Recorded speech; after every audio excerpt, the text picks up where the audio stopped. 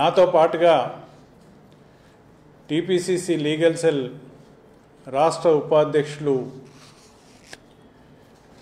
శశికాంత్ గారు, మరొక ఉపాధ్యక్షుడు రావుల చెన్నారెడ్డి గారు, మరొక ఉపాధ్యక్షులు వెంకట్రామరెడ్డి గారు, మాజీ వైస్ చైర్మన్ శ్రీనివాసులు గౌడ్ గారు, జగన్మోహన్ రెడ్డి గారు, మిత్రులారా, ఇవాళ ఒక ముఖ్యమైన విషయం పైన ఈ ప్రెస్ కాన్ఫరెన్స్ పెట్టడం జరిగింది.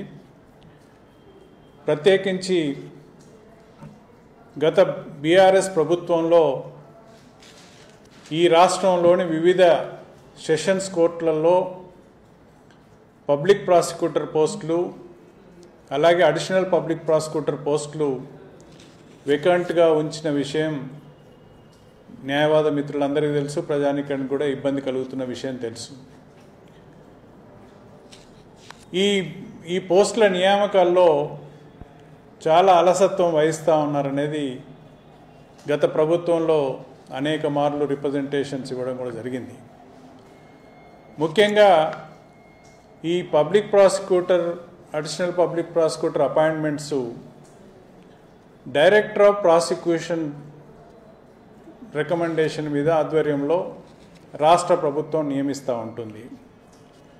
ఇందులో ఉన్న అన్ని పోస్టులలో దాదాపు 414 పైచిలకు పీపీ పోస్టులు ఉంటే చాలా వరకు వేకెంట్గా ఉన్నాయి.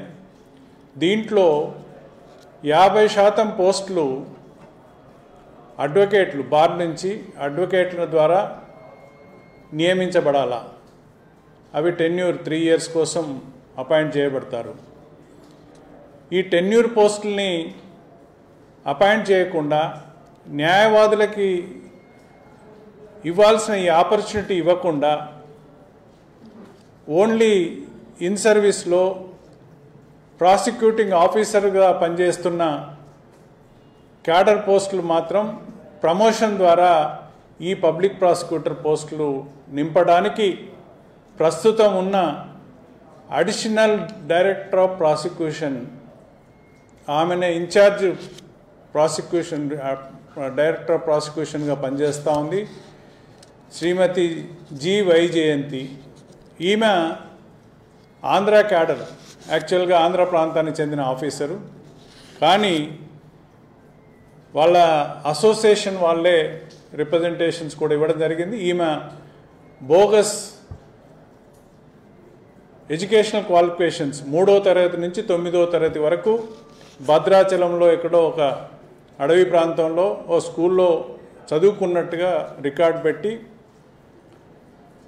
ఇక్కడ ప్రాసిక్యూటింగ్ ఆఫీసర్గా అపాయింట్ అయ్యి ఆ తర్వాత 2016లో అడిషనల్ డైరెక్టర్ ఆఫ్ ప్రాసిక్యూషన్స్గా అపాయింట్ అయ్యి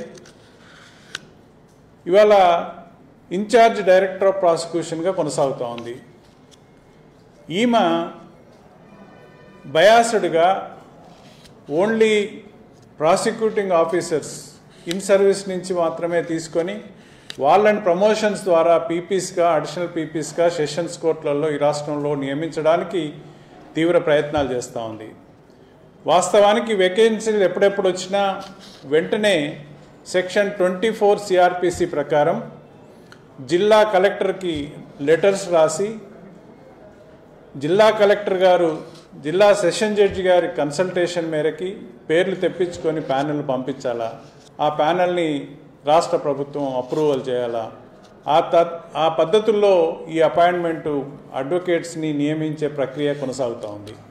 గత 50 సంవత్సరాలుగా కొనసాగుతున్న ఈ ప్రక్రియని ఈ వైజయంతి అనే ఆంధ్ర క్యాడర్ ఆఫీసర్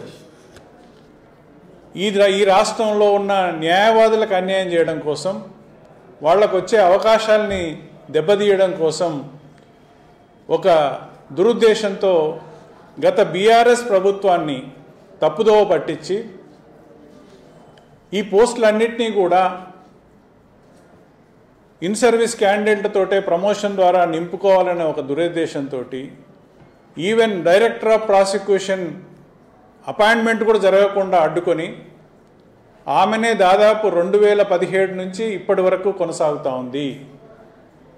ఇదే కాకుండా న్యాయవాదులకు అపాయింట్మెంట్ కోసం ప్యానెల్స్ కాల్ఫర్ చేయకుండా పెండింగ్లో పెట్టి గత 5-6 సంవత్సరాలుగా పబ్బం గడుపుతూ ఉంది. ఈ విషయంలో హైకోర్టు కూడా చొరవ తీసుకొని 2021లోనే సీరియస్ కామెంట్స్ చేయడం జరిగింది. డైరెక్టర్ ఆఫ్ ప్రాసిక్యూషన్ని మీరు అపాయింట్ చేస్తారా లేదా, ఇన్ఛార్జ్ తోటి ఇంకెంతకాలం కొనసాగిస్తారు, 414 పీపీ పోస్టులు ఉంటే చాలా వరకు వేకెంట్ ఉన్నాయి, ఇవి ఎందుకు భర్తీ చేయట్లేదు, న్యాయవాదులకు చెందాల్సిన పోస్టులను ఎందుకు ఫిలప్ చేయట్లేదు, దాదాపు ఒక 6 వారాల గడువు ఇచ్చి 2021లోనే 6 వారాల గడువు ఇచ్చి ఈలోపు చేయమని చెప్పేసి హైకోర్టు చెప్పడం జరిగింది. కానీ ఇప్పటికీ కూడా ఆ ప్రక్రియ జరగట్లేదు.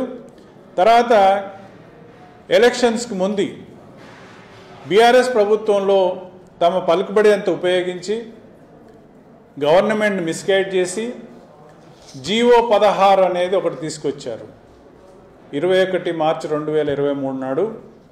దాంట్లో ఏంటంటే డైరెక్టర్ ఆఫ్ ప్రాసిక్యూషన్ కానీ, అడిషనల్ డైరెక్టర్ ఆఫ్ ప్రాసిక్యూషన్ కానీ, పబ్లిక్ ప్రాసిక్యూటర్స్ కానీ ఇవన్నీ కూడా ఓన్లీ ప్రమోషన్ ద్వారా చేయడానికి వీలుగా ఈ జీవోని తీసుకురావడం జరిగింది. దీని బ్యాక్గ్రౌండ్ అంతా కూడా ఈ ఇన్ఛార్జ్ డైరెక్టర్ ఆఫ్ ప్రాసిక్యూషన్ వైజయంతే కారణం అని చెప్పేసి మేము విశ్వసిస్తూ ఉన్నాం. ఇవాళ ప్రభుత్వం మారింది, కాంగ్రెస్ పార్టీ అధికారంలోకి వచ్చింది, అయినా ఇప్పటికీ కూడా ప్యానెల్స్ కాల్ఫర్ చేయకుండా సర్వీస్ క్యాండిడేట్స్ తోటే ఇప్పుడున్న వేకెంట్ పీపీ పోస్టులు, అడిషనల్ పీపీ పోస్టులను భర్తీ చేయడానికి ఒక దురుద్దేశంతో ఇవాళ ప్రపోజల్స్ కూడా పెట్టినట్టుగా తెలుస్తూ ఉంది. రేపు 22వ తారీఖు శనివారం రోజు 22వ తారీఖు నాడు మరి ఆ సమావేశం కూడా ఉందనేది ప్రిన్సిపల్ సెక్రటరీ హోమ్ డిపార్ట్మెంట్ ఆధ్వర్యంలో మీటింగ్ కూడా జరుగుతూ ఉంది. నేను ఇవాళ ఒకటే చెప్పదలుచుకున్నాను, మేము ఇవాళ ఈ ప్రపోజల్స్ని వెంటనే తిరస్కరించాలా, ఇన్ సర్వీస్ క్యాండిడేట్స్తో నింపకూడదనేది మా ప్రత్యేకమైన డిమాండు. దీనికి తీవ్ర అభ్యంతరం కూడా తెలియజేస్తూ ఉన్నాం. ఇవాళ ఈ విషయంలో మన గౌరవ ముఖ్యమంత్రి గారికి ఒక డీటెయిల్డ్ రిప్రజెంటేషన్ కూడా తయారు చేశాం. అది సాయంత్రం లోపు ముఖ్యమంత్రి గారిని కలిసి గౌరవ ముఖ్యమంత్రి గారికి ఈ రిప్రజెంటేషన్ కూడా ఇవ్వబోతా ఉన్నాం. అలాగే వివిధ మంత్రులకు కూడా శ్రీధర్ బాబు గారు కానీ, పొంగులేటి శ్రీనివాసరెడ్డి గారు కానీ, ఉప ముఖ్యమంత్రి బట్టి విక్రమార్క గారు వీళ్ళందరినీ కూడా కలిసి మేము ఈ విషయంలో రిప్రజెంట్ చేస్తూ ఉన్నాం. అదే కాకుండా ఈ డిపిఓ ఈమె దాదాపు 3 సంవత్సరాల కోసం అపాయింట్ అయి 2016 నుంచి ఇప్పటికి దాదాపు 8 సంవత్సరాలుగా కొనసాగుతూ ఉంది. ఒక ఆంధ్ర ప్రాంతానికి చెందిన క్యాడర్ ఆఫీసర్ ఈ రాష్ట్రంలో పెత్తనం చెలాయిస్తూ ఉంటే ఇది నిజంగా తీవ్ర బాధాకరమైన విషయం. తెచ్చుకున్న తెలంగాణలో ఆంధ్ర వాళ్ళ పెత్తనమైందని న్యాయవాదులందరూ కూడా వాపోతూ ఉన్నారు. కాబట్టి ఈ వైజయంతిని వెంటనే ఎక్స్టెన్షన్ రద్దు చేసి ఆమెని పదవిలోంచి తప్పించాలని రాష్ట్ర ప్రభుత్వాన్ని రిక్వెస్ట్ చేస్తూ ఉన్నాం. అలాగే ప్రిన్సిపల్ సెక్రటరీ హోమ్ డిపార్ట్మెంట్కి కూడా ప్రత్యేకంగా విజ్ఞప్తి చేస్తూ ఉన్నాం.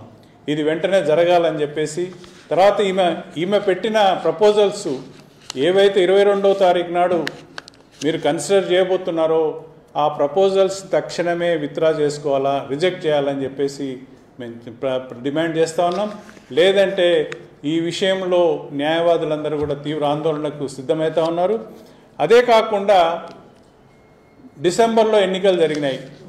ఎన్నికల ముందే గత బీఆర్ఎస్ ప్రభుత్వం వందల మంది జీపీలు, ఏజీపీలు, లా ఆఫీసర్స్ అందరినీ ముందు అపాయింట్ చేసిన వాళ్ళు కొంతమంది, కొత్తగా అపాయింట్ చేసిన వాళ్ళు కొంతమంది, ఎలక్షన్ నోటిఫికేషన్ రావడానికి ముందు చాలామందికి రెన్యువల్స్ కూడా ఇచ్చారు.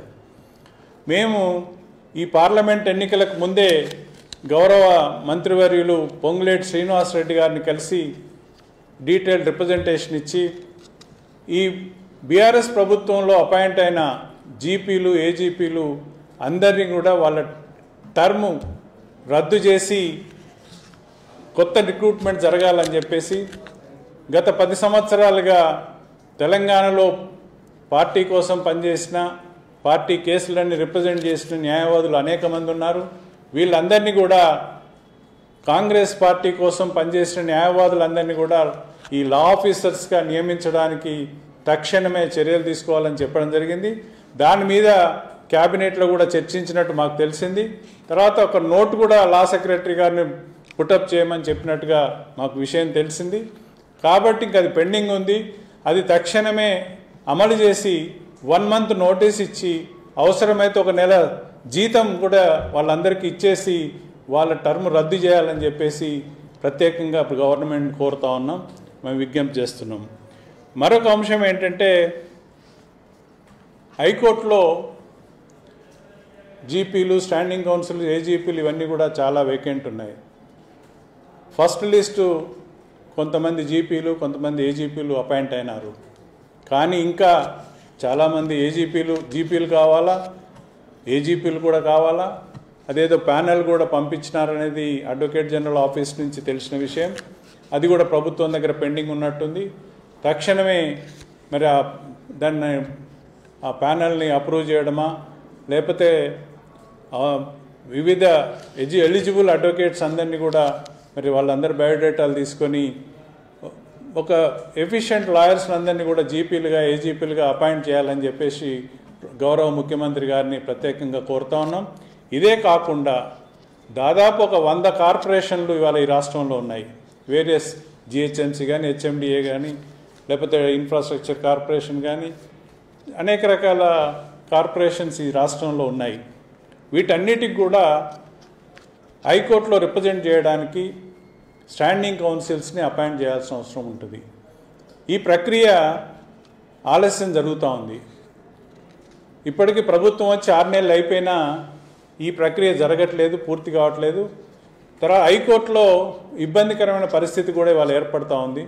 జడ్జెస్ కూడా బయటికి ఓపెన్గా స్టేట్ వైపు నుంచి అసిస్టెన్స్ ఉండట్లేదు, కోఆపరేషన్ ఉండట్లేదు కేసెస్ డిస్పోజల్లో అనేది ఒక ఫీలింగ్ డెవలప్ అయింది. దాన్ని మరి తుడిచేయాలంటే, ఆ సిచ్యువేషన్ నుంచి బయటపడాలంటే మరి ప్రభుత్వం వారు తక్షణమే ఈ రిక్రూట్మెంట్ ప్రాసెస్ని స్పీడప్ చేయాలా. అది వెంటనే ఈ ప్రక్రియ పూర్తి చేసి కొత్త అపాయింట్మెంట్స్ జరగాలని చెప్పేసి కోరుతా ఉన్నాం. తర్వాత పాత గవర్నమెంట్లో అపాయింట్ అయిన ఆఫీసర్సు ఎవరు కూడా ఇప్పుడు ఈ ప్రభుత్వాన్ని డిఫెండ్ చేయడానికి సుముఖంగా లేరు, ఎఫిషియెంట్గా రిప్రజెంట్ చేయట్లేదు, కౌంటర్లు వేయట్లేదు, ఇన్స్ట్రక్షన్స్ తెప్పియట్లేదు. అందువల్ల కేసెస్ డిస్పోజల్ కూడా డిలే అవుతా ఉంది హైకోర్టులో. కాబట్టి ఈ అంశాలన్నిటి మీద గౌరవ ముఖ్యమంత్రి గారికి, ఇతర మంత్రివర్గ మిత్రులందరికీ కూడా ఇవి రిప్రజెంట్ చేయబోతున్నాం. తక్షణమే ఈ ఇష్యూస్ మీద దృష్టి కేంద్రీకరించి వెంటనే ఈ అపాయింట్మెంట్స్ అన్నీ కూడా పూర్తి చేయాల్సిన అవసరం ఉందని చెప్పేసి కోరుతా ఉన్నాం. ప్రత్యేకించి ఇప్పుడున్న in-charge director of prosecution G వైజయంతిని తక్షణమే పదవిలోంచి తొలగించాలా. కొత్త డైరెక్టర్ ఆఫ్ ప్రాసిక్యూషన్ని, అడిషనల్ డైరెక్టర్ ఆఫ్ ప్రాసిక్యూషన్స్ని ఏర్పాటు చేయడానికి వెంటనే మరి ప్రభుత్వం చొరవ చూపించాలని చెప్పేసి తెలియజేస్తూ ఉన్నాం. తర్వాత ఈ వేకెంట్ ఉన్న ఈ పబ్లిక్ ప్రాసిక్యూటర్ పోస్టుల్ని ఇవన్నీ కూడా న్యాయవాదులకు చెందాల్సిన పోస్టులు, అవి వేకెంట్ ఉన్నాయి. వీటిలో కుట్రపూరితంగా, మోసపూరితంగా ఇవాళ in service candidates, police prosecuting ఆఫీసర్స్ని ప్రమోట్ చేయడం ద్వారా ఫిలప్ చేయాలని ఏదైతే కుట్ర జరుగుతూ ఉందో దాన్ని తక్షణమే ఛేదించి ఆ ప్రక్రియని ఆపి మరి ప్యానల్స్ని కార్ఫర్ చేసి కొత్త రిక్రూట్మెంట్ చేయాలని చెప్పేసి రాష్ట్ర ప్రభుత్వానికి సవినయంగా విన్నవించుకుంటున్నాం. గౌరవ ముఖ్యమంత్రి గారిని ప్రత్యేకంగా కోరుతా ఉన్నాం. దీని మీద దృష్టి పెట్టి కొంత చొరవ తీసుకొని ఈ ప్రక్రియను త్వరితగతిన చేయాలని చెప్పేసి మరీ కోరుతా ఉన్నాం, విన్నవించుకుంటున్నాం. తర్వాత చివరిగా ఈ మధ్యకాలంలో పార్లమెంట్ ఎలక్షన్ ముందు గౌరవ ముఖ్యమంత్రి గారు న్యాయవాదుల వెల్ఫేర్ ట్రస్ట్కి 100 కోట్లు అదనంగా శాంక్షన్ రిలీజ్ చేస్తున్నట్టు స్టేట్మెంట్ ఇచ్చారు. వారికి రాష్ట్రంలో ఉన్న న్యాయవాదులందరి తరఫున ప్రత్యేకించి కాంగ్రెస్ పార్టీ లీగల్ సెల్ పక్షాన ధన్యవాదాలు, కృతజ్ఞత వందనాలు తెలియజేస్తూ ఉన్నాం. ఈ అమౌంట్ని కూడా వెంటనే వెల్ఫేర్ ట్రస్ట్కి ట్రాన్స్ఫర్ చేసి మరి న్యాయవాదులకి జీవిత బీమా రూపంలో ఇతరత్ర అవసరమైన వెల్ఫేర్ మెజర్స్ టేకప్ చేయడానికి ఉపయోగపడే పద్ధతుల్లో ఈ అమౌంట్ని రిలీజ్ చేయాలని చెప్పేసి గౌరవ ముఖ్యమంత్రి గారిని కోరుతా ఉన్నాం.